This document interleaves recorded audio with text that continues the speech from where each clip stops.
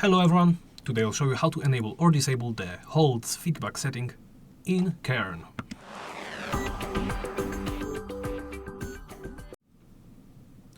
Let's begin by opening the settings menu, then go into gameplay settings.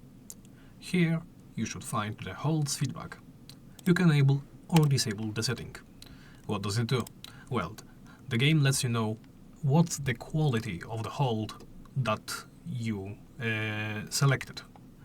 So if the hand or leg positions are incorrect, it will let you know that your hold is weak. If it's great, okay, or any other value you can think of, it will let you know as well.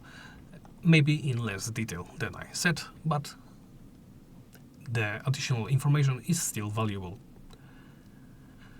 Now, once you make your selection, simply press back and hit back once again. And that's it. Thank you for watching, and please remember to like, comment and subscribe.